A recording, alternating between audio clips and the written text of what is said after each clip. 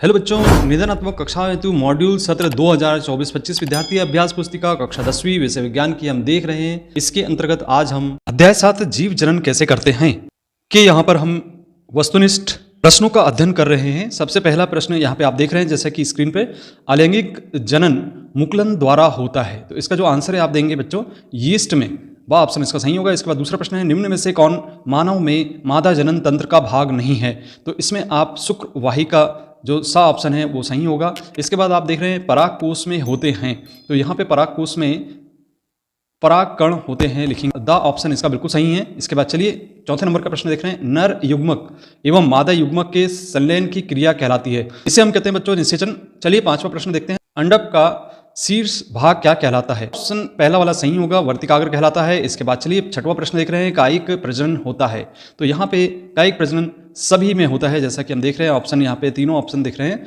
इसके बाद सातवां प्रश्न है, मानव में निषेचन कहाँ होता है? तो मानव में निषेचन अंड वाहिनी में होता है, द ऑप्शन इसका सही होगा। इसके बाद आइए देखते हैं आठवां प्रश्न, पुष्प के कितने भाग होते हैं? तो पुष्प के 4 भाग होते हैं, आ ऑप्शन इसका सही है।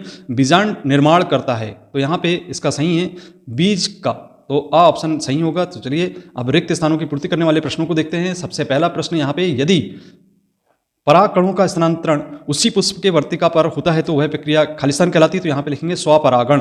दूसरा, जब पुष्पक में पुंकेसर अथवा स्त्री केसर में से कोई एक जननांग उपस्थित होता है तो पुष्प खालिस्तान कहलाते हैं, तो यहाँ पे लिखेंगे हम एक लिंगी। तीसरा, यदि एक पुष्प के पराग कण दूसरे पुष्प पर स्थानांतरित होते हैं तो यह प्रक्रिया खालिस्तान कहलाती है, तो इसका आंसर देंगे बच्चों यहाँ पे पर परागण। इसके बाद चौथा प्रश्न देख रहे हैं, किसी पौधे के बीज में से भावी जड़ का निर्माण खालिस्तान भाग से होता है, तो यहाँ पे लिखेंगे हम मूलांकुर। पांचवा, किसी पौधे के बीज से भावी तने का निर्माण होता है, तो यहाँ पे लिखेंगे हम प्रांकुर। छठवां है, मनुष्य के शरीर के शुक्राणु का निर्माण खालिस्तान में होता है, तो यहाँ लिखेंगे वृषण। इसके बाद सातवां, मनुष्य के शरीर में अंडाणु का निर्माण होता है, खालिस्तान में होता है, तो यहाँ लिखेंगे हम अंडाशय। इसके बाद भ्रूण का माँ के रुधिर से शोषण खालिस्तान नामक संरचना से प्राप्त होता है, तो यहाँ पे लिखेंगे हम प्लेजेंटा।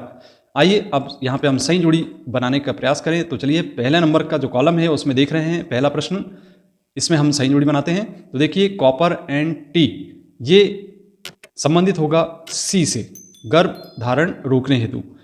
परिधीय तंत्रिका तंत्र, इसका हम डी ऑप्शन से मेल कर देंगे, मुकुलन होगा।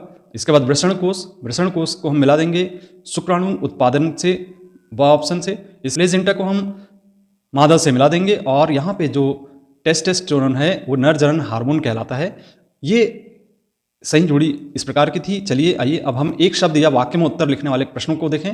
सबसे पहला प्रश्न जैसा कि हम देख रहे हैं यहाँ पे, सजीवों में अपने ही समान आकृति रूप के नए जीवों को उत्पन्न करने की क्षमता जनन कहलाती है।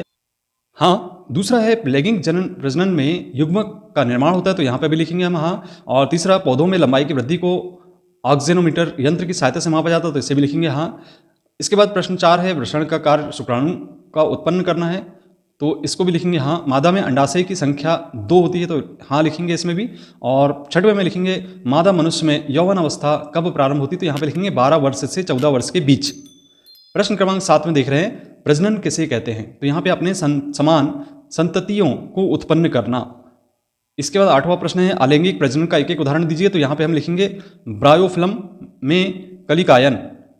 इसके बाद 9वां प्रश्न, नर में वृषण की संख्या कितनी होती है? तो इसमें लिखेंगे हम 2। मादा में अणुओं का निर्माण कहाँ होता है? तो इसे हम लिखेंगे अंडाशय में। इसके बाद 11वां प्रश्न देख रहे हैं, डीएनए का पूरा नाम क्या है? तो यहाँ पे लिखेंगे हम डी ऑक्सी राइबो न्यूक्लिक अम्ल। इसके बाद 12वां प्रश्न देख रहे हैं बच्चों, यहाँ पे हाइड्रा में प्रजनन किस विधि के द्वारा होता है? तो यहाँ पे लिखेंगे हम मुकुलन। इसके बाद हम अगली वीडियो में आपको 2 अंक 3 अंक वाले प्रश्नों के उत्तर देंगे। मिलते हैं आपको अगली वीडियो में। धन्यवाद।